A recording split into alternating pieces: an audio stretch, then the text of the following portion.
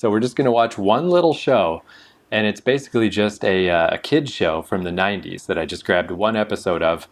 But I think it's kind of interesting, maybe not the show itself. I doubt that you'll find this the most fascinating piece of television you've ever seen.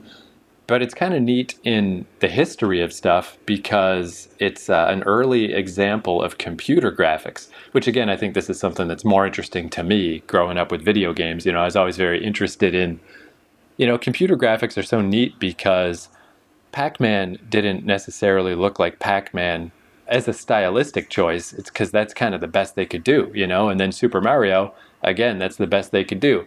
And nowadays, it's pretty darn good, like all the Disney cartoons are all computers now, and you can make computer graphics look almost real. But you can really kind of chart how well technology was doing by how the computer graphics were, because they could only do what they could do at the time with the computers they had. So this is just an example, I guess, of where things were in the 90s, what computer graphics looked like at the time.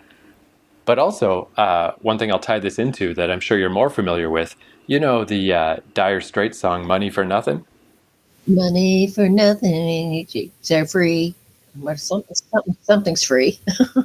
And it was one of my favorite songs as a kid, not so much for the song, because the song, is just about these like laborer type guys complaining that look at these guys, look at these F words on the screen, look at these rock stars, they get their money for nothing, the checks are free, that ain't working. That's the way to do it. I didn't, none of that meant anything to me, but it's a catchy song. But what I liked about it was the video. Have you ever seen the music video for that song? I have seen the video of this. I saw it at our house like every time I walked into the living room. Yeah, it was one of the most played songs ever on MTV, so I got to assume we had much music in Canada, but probably a similar situation. And yeah, just for the heck of it, to start off, let's watch that because this ties in directly to the show we're going to watch. It's called Reboot, but the guys who made Reboot in the 90s, this was one of their earlier things. This was 1985, and yeah, this video is very early 1980s computer graphics where, it's the two working guys, moving the microwave ovens and moving the fridges around and complaining about these rock stars, but they're like really blocky, really simple 3D animation. But in 1985, when I was a kid, I thought it was the coolest thing ever, just the coolest thing in the world. You know what? I'm going to really enjoy this because even though they have all that wonderful animation now that looks so realistic, sometimes it's just great to go back to watch something that is basic but really gets the message across. You don't need all that fancy stuff sometime to be really effective.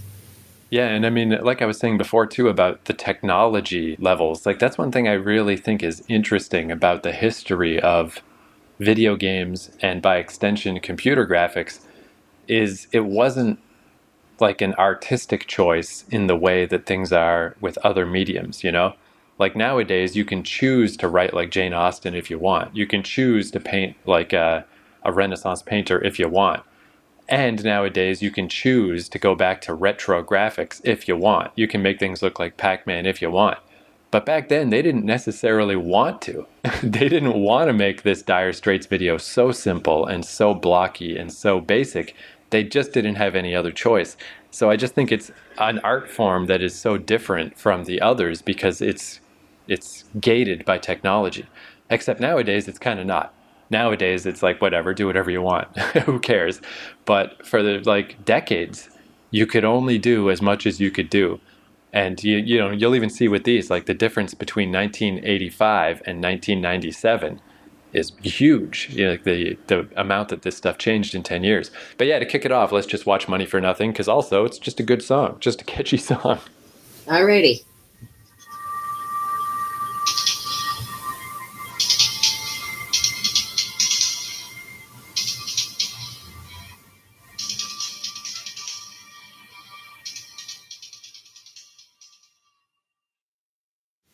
Wonderful. It holds up after all these years.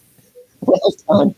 And I just went and did a quick search. I guess I always thought it was Money for Nothing and checks, like money checks for free. But then as I was listening to him, I was like, is that just an accent issue or what? Or am I just misunderstanding? And it's chicks, like girls, money for nothing and chicks for free. Checks for free. Yeah. I couldn't quite remember what the word was, but I didn't think it was checks.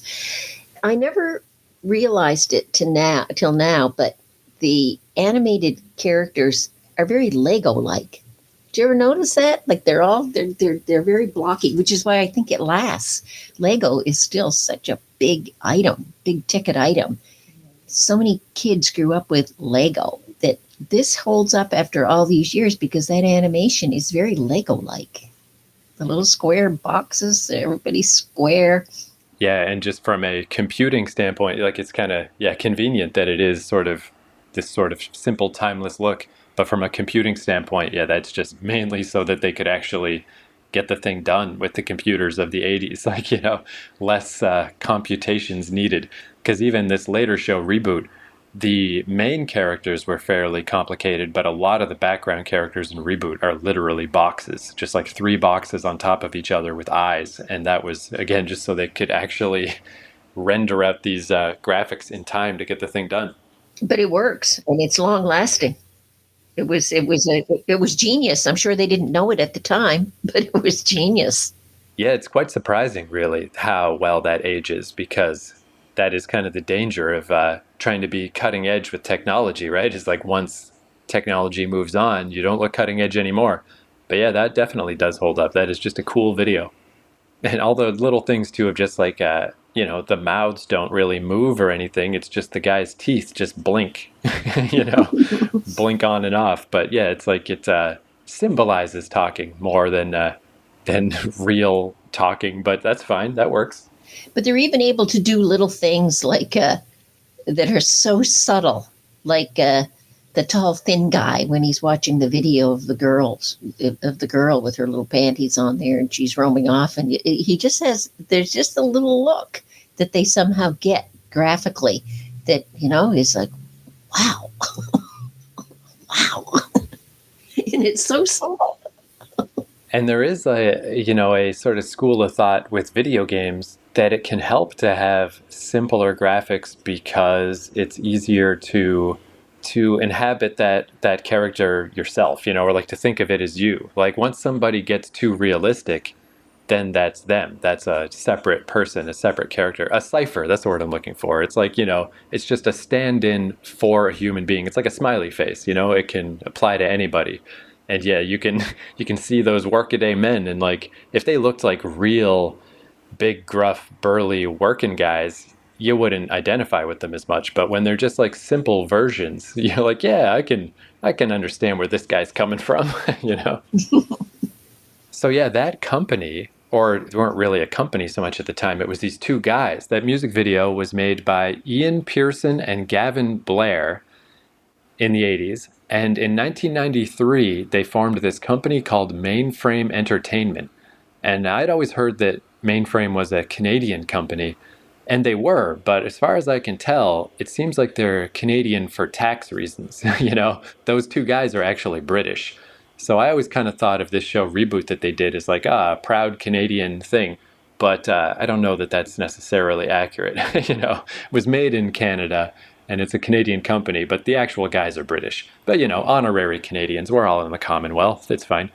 So in 1994, they made this show Reboot on ABC. And as far as I know, again, because like computer technology was going along, it was 10 years later, I think Reboot is the first full length, like half-hour show that was fully computer animated, because it just took a million years to, do computer animation back then. It's just insane. I mean, it still does now, but nowadays they have giant teams of, hundreds and thousands of people at computers rendering this stuff out.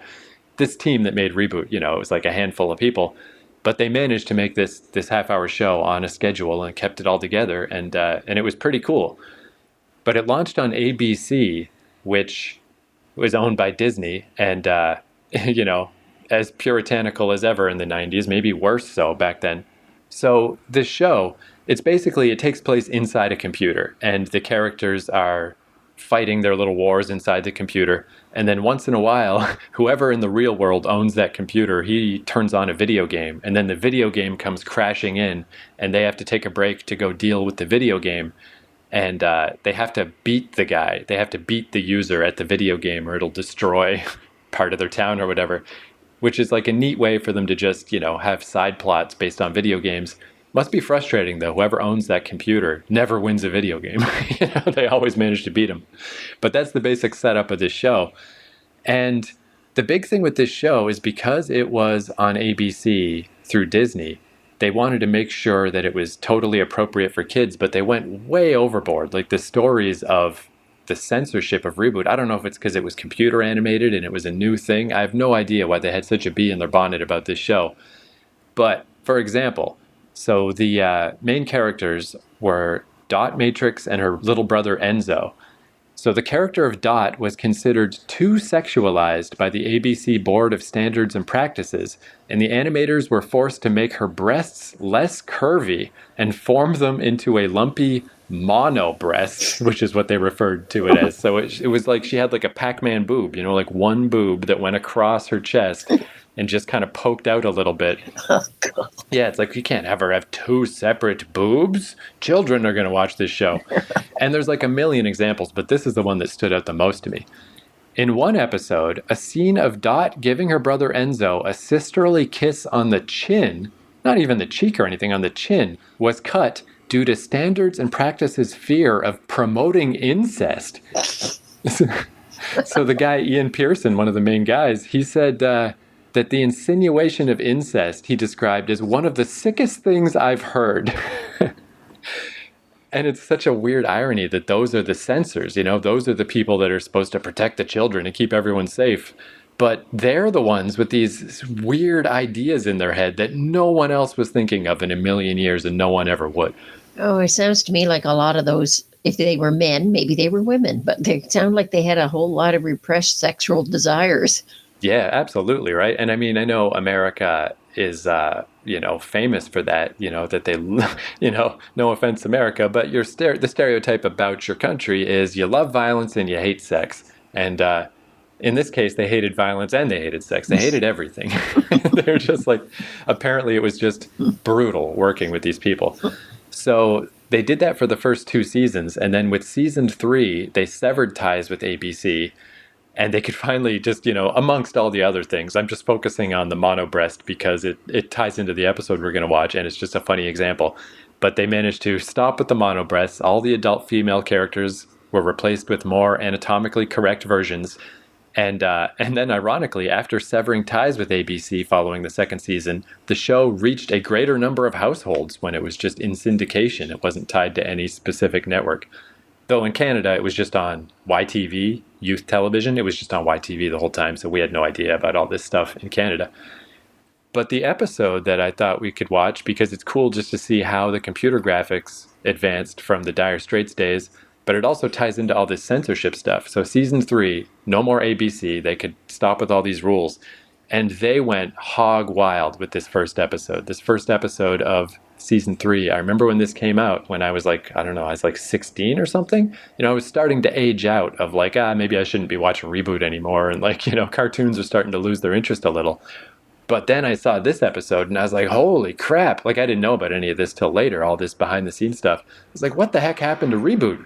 Because the video game in this episode is based on the Evil Dead, like Ash in the cabin with the chainsaws and the shotguns and the Necronomicon and the zombies. So it's immediately like guns, bullets, violence. I was like, what the hell is all this? But even better, because they really wanted to stick it to ABC about this mono breast thing. They were really upset about that. So whenever Dot and Enzo go into a game, their clothing changes to match the game. So in this case, because it's this zombie game, Enzo turns into like a Michael Jackson zombie, and Dot turns into Elvira with the full Elvira deep V on her dress. Just the cleavage. Yep. Just tits everywhere. It was ridiculous. Like the amount of cleavage in this episode, when before there was not only no cleavage, there was a mono breast. So this change was shocking. I was like, I can't believe this is Reboot. What is going on here? And yeah, then I went and looked it up on the early internet and I found out about all this stuff. But yeah, it's kind of it's neat on those. Those are the main levels that I think Reboot is neat. It's neat to see the state of computer graphics, and it's just neat to hear about like you always hear about like, oh, we had to deal with the network and they've got the notes from the network, but it's rarely as insane as we don't want the older sister to give her brother a kiss because it promotes incest, you know? Like totally out of control.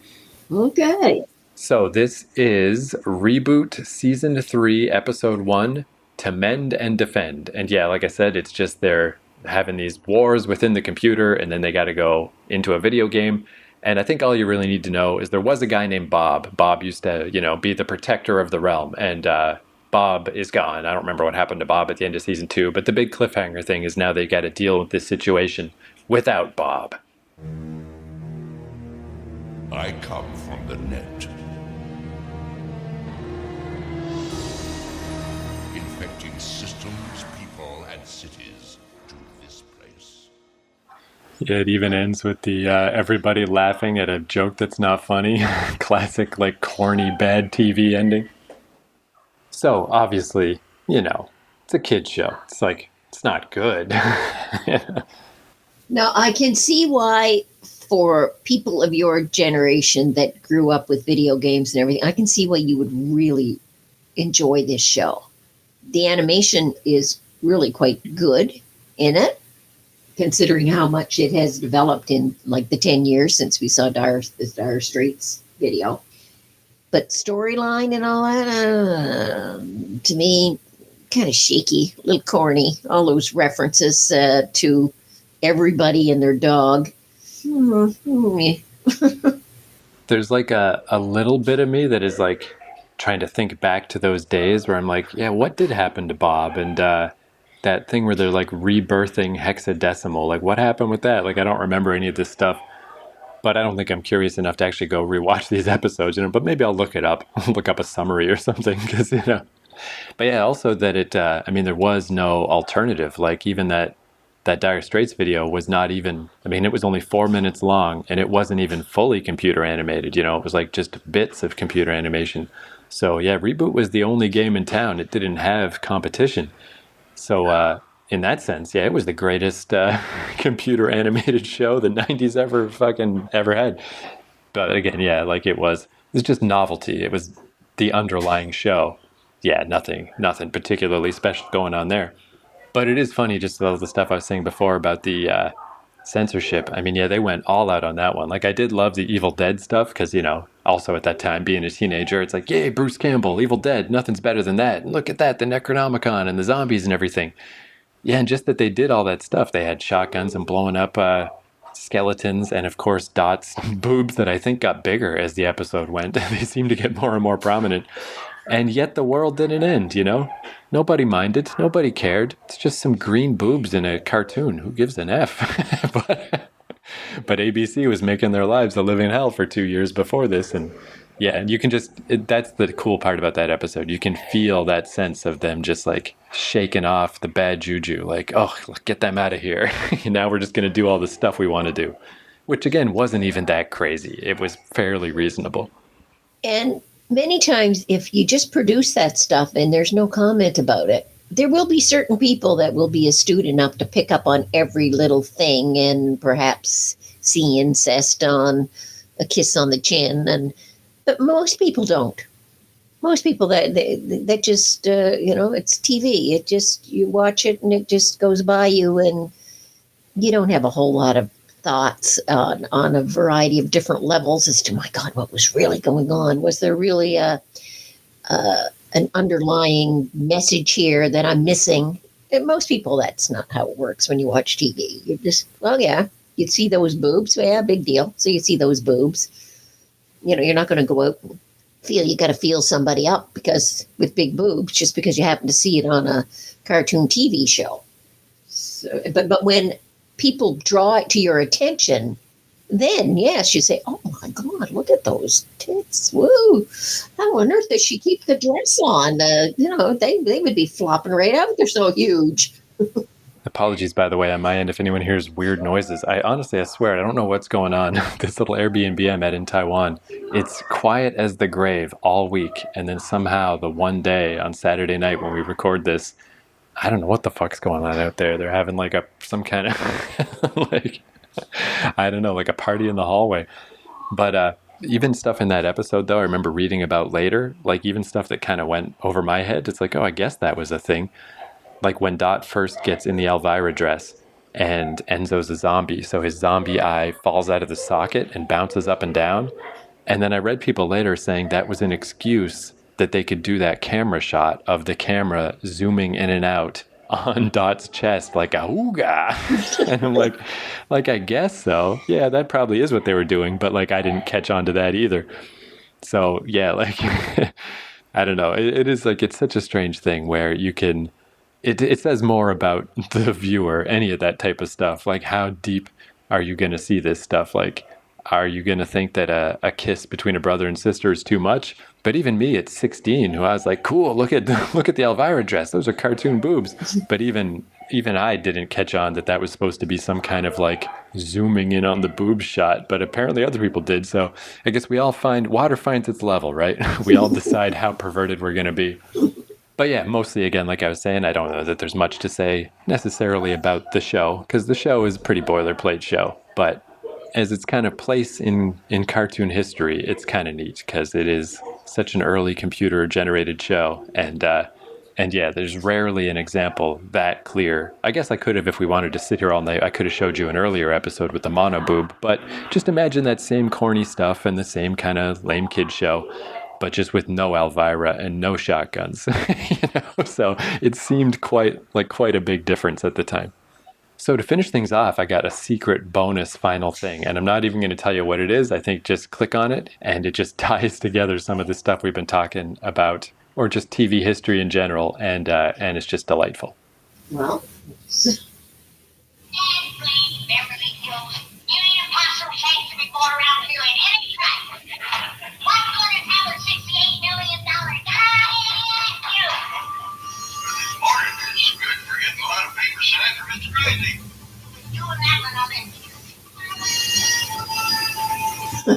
okay.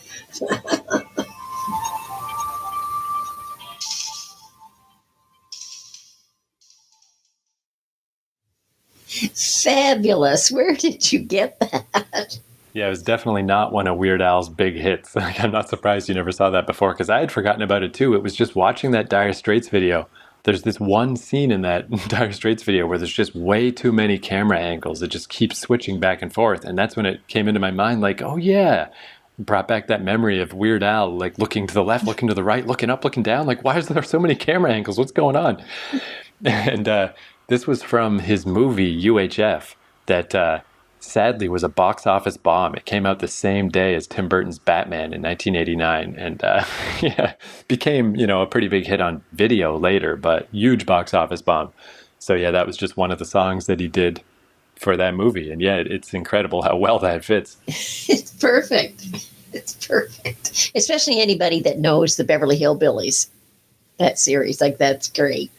So yeah, I figured since we were watching Dire Straits and Weird Al's just always good, and since the whole point of this podcast is to watch old TV, I mean, hey, Beverly Hillbillies. We never technically did the Beverly Hillbillies for an episode, but we did. I was going to say, we never did do the Beverly Hillbillies, did we?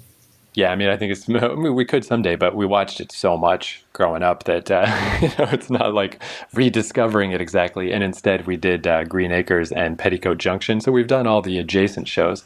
But yeah, I'm sure we'll get to it someday. But just as a nice little taste, a nice little the nice memories of Beverly Hillbillies. Like, there you go. Nice memories of Dire Straits, memories of Beverly Hillbillies, memories of Weird Al. 3 nice memories. And Weird Al always does an amazing job on those replicas that he does. They're just amazing. You can't imagine like that kind of mind that guy has to be able to pull all that stuff together and have it flow so smoothly. Yeah, and a lot of times his versions, they're better, Like, even though I was the perfect age to be like a Nirvana fan, the honest truth is that I liked Weird Al's Smells Like Nirvana before I liked the original Smells Like Teen Spirit. Weird Al's was just better, And then I got into the actual band after. Weird Al comes first, and the actual... It's funny, too, just like when you look back through his career, all the people that he did parodies of, some of them hung around for a pretty long time. You know, like Madonna was around for a long time, for example, but nobody is still around making stuff. And Weird Al is. He's on tour right now. I think it was his most recent album, but it was a few years ago, but it hit number one. Weird Al is still going strong. And it's like, yeah, you can't deny that guy. That guy's amazing. He is. He is. And he sounds so realistic. Like he's not just some fob off who just kind of pulls out some piece of crap. The songs actually do sound like the original songs. It's just that the vocals are so warped. He's excellent.